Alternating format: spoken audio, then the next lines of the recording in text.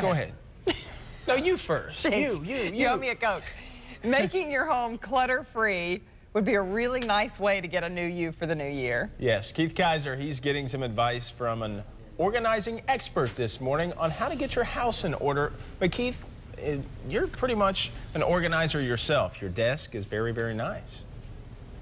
I like the minimalist approach. You know, if there's not a lot of stuff that you can mess up, I'm good to go with that. But and you guys probably have a room in your house where's the catch-all. You know, the one that where if it doesn't belong here, let's just put it over here, and then everything comes to that room. And that's what we got going on in this office area here with Tracy Utter, utterly organized, and you see this a lot. I do. Where people, yes. I don't know what to do with the Christmas tree that we just got finished with the season. Let me just stick it in this room. It does. A favorite resolution for many of our clients is to get their paper and their budget organized.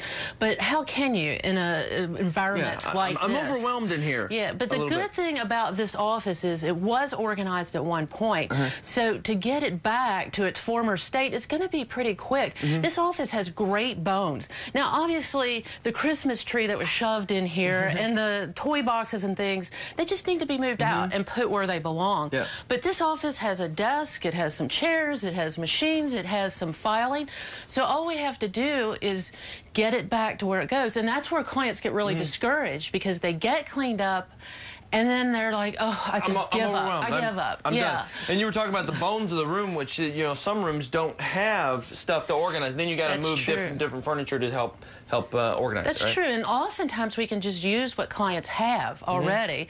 And maybe the plan is to down the road get something that better contains their belongings. Or some clients want things that all look alike, all containers look alike, so we do it right from the get-go. How does this happen? How do we get to this stage right here? How can we not get here? It's all about habits, and your daily habits are what are the most important.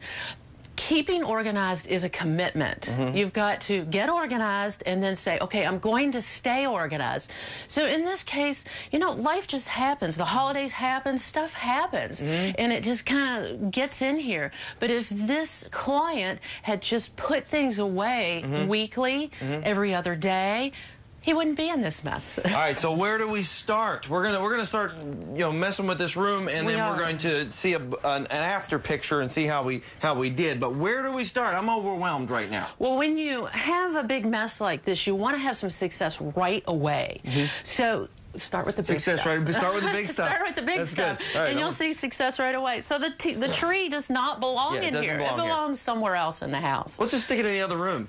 Well, no, we're not going to do that. We're going to put it back where in the storage. In the storage area there. So some great advice from Tracy Utter this morning, and we're going to get this straightened up, and we're going to talk about your kitchens and your craft areas. You know, where the kids hang out, and how you can keep that organized and make your life a little bit simpler and easier. Candace Sterling, is there one of those rooms in your house where you just stick stuff?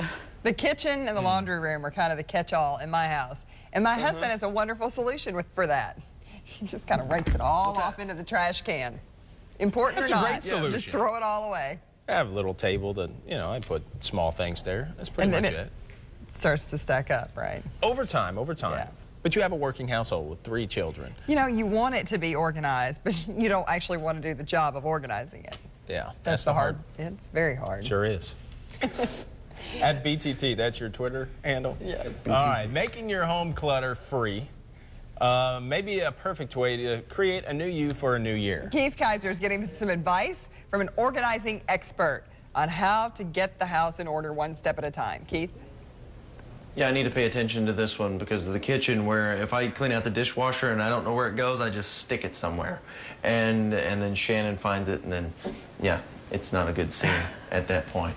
Tracy Utter here, utterly organized, and organizing a kitchen, you know, makes your life much better, doesn't it? It makes you feel good. A kitchen is very important because it's used so much. Yeah. So how you set it up is really important. This kitchen was set up a long time ago, 5 or 6 years ago, actually, and they've kept it in pretty good shape because it's not a huge kitchen. Although there's a lot of space, not a huge kitchen, so they have to maintain well. So why put the glasses here? Well, you want to just use some common sense when you set up a kitchen. The refrigerator is there, so put the glasses here. And you you can see it's not perfect. At least this side is not perfect. And there's kids in this family, so as long as they get them in there, you know, so don't be strive it. for perfection, just have a place for things. That's right. The family comes in this door behind me, so this is the landing area, the temporary. The kids' stuff goes here, the mail goes here, and it's always moving. It's a commitment. You gotta keep up with it. Each family member has a drawer. Instead of dishes or silverware being in here, they have a drawer so they can keep their keys so they don't lose them. This is the outbox. So as you're walking out the door, and I think usually they keep some things right here, but you grab it and go. Grab it and go. Look, this makes a lot of sense. You put the coffee items near the coffee maker. Great sense, A lot of the cooking happens right here, so get all your spices and everything. It easily. And this ties into the losing weight, because if you're gonna try to lose weight, that's a momentous task in itself. So you're probably gonna try out some new recipes and things. So you want to be able to find your spices and don't have too many. Don't get frustrated. And then one other point right here, real quick. Well, you were saying that the heavier dishes, you know, right from the dishwasher up to this area where you don't have to lug them all around the house. And maybe these fine dividers here for different sized plates keeps things organized too. Yes, and then the pots and pans are right down here that go right from the dishwasher. Boom, boom, right boom, there. boom, boom. So it all flows very well in here. Always flowing, and we cut these right here, and it looks beautiful. So Candace Sterling getting organized in the kitchen, you know, makes our a healthy family, healthy household. It does make a huge difference when you can access things easily. We moved about a year ago, and that was one thing I did. I just stood there for a minute. We did the kitchen first when we unpacked the boxes, and I stood there by the dishwasher and thought, okay, when I'm unloading this thing, what do I want to have in the easiest reach, you know, and made it more logical than my old kitchen. Yeah. It was a good move. Making your home clutter-free may be the perfect way to create a new you for a new year. Sounds nice, but it takes some work. Keith Kaiser is getting advice on how to go about this from an organizing expert. Keith? You're in the craft area now here in this house where the kids come down, they start to play, and then they got to put their stuff away. So if you start with a good base, I'm guessing, then it can easily go back to where it started. That's right. One of our clients' favorite things to do, or favorite New Year's resolutions, is to live a more balanced life. So if you want to do your crafting, well, what better than come down here, and there's each section, each cubby hole represents, like, obviously these are candles, we have paper here, and if we keep going around, we have our markers and pencils, and the kids can't mess it up. No, they can't, because that's exactly where the pencils go. I don't know where my pencil goes. That's right. Why don't you look at the no container? excuses. Mark pencil here. That's right. And is this overwhelming for some kids, or you know, would you want to break some of these down into smaller containers? It could be, and definitely the younger the child, the less supplies you want to offer them, which would mean maybe move some things up that you don't want the younger kids to get into. And it depends on how the child thinks. If they're a creative person, you know, maybe we just need a little container with just a few markers. The kids that live here do pretty well with all of these supplies. And it's like at the grocery store when you get the candies are always at the bottom there, more enticing. So they might be more willing to put things back if they can access. If you make the kid put it away up here, and you go, I'm not putting that away. They're not interested in the gardening books. They don't need all the glass containers. So everything was placed specifically. Appropriately, Yes. And then when we move over here, where we got some examples of containers, and you like containers, and you recommend a lot of maybe smaller ones that you can configure and put in places. Well, that's because I'm female. So the smaller containers allow me to pick things up. And I've been organizing for many years, so I've learned that this is one of my favorite brands, really useful boxes, and I got all of this at Office Depot at very reasonable prices. And the reason I like this particular brand is because it's very durable. It's not going to break. It'll last for a while. And if you go to Office Depot, they have lots of different sizes, and they even have different colors. And smaller. You can help organize it that way. You know, all the pinks together and everything. Or a child. One color could represent a child. If you want to hide what you're organizing, then this is perfect. And of course, we can't have, I'm an organizer, I have to have labels. Labeler. That's the way it is. Now, this is absolutely one of my favorite because it's thin, and it slides in. These are scrapbooking supplies. Okay. But you could use these in an office or really anywhere in the house that needs small things. Can't go wrong with the regular traditional boxes, and then you got the card holders here where you can always stack them, organize them, and get them in the right places. Some great ideas from Tracy, utterly organized. And what we showed you earlier was an office that was in shambles, and we've kind of straightened that up and got it a little bit organized. And then we're going to show you that and how you can keep your life straight and on the narrow and organized. Sterling, you need this help, don't you? I've seen your desk. I have seen. It's immaculate. Come on, Keith. You know I keep it right down the middle of the road. I'm going to bring Tracy back to the newsroom. Yeah. Let her inspect. Help you out. You're lying on live TV, Keith Geyser.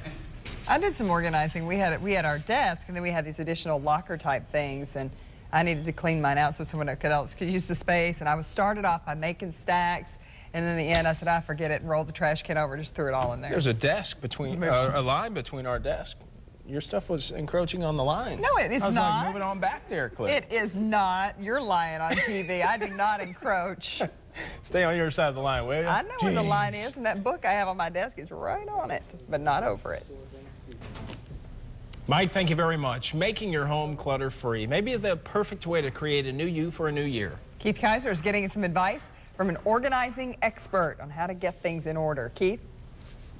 So people have an office at home, and sometimes it's a big catch-all where all the stuff comes in one place, and then you try to figure out where it goes after that. Well, let's show you a before picture of this office that we worked on here this morning, and so as you can see, it's cluttered. It's got a Christmas tree in there where people have just said, "Oh, let's just put it in the office. We'll deal with it later." Or the toys from Christmas too, the boxes, and now we've cleared out that clutter.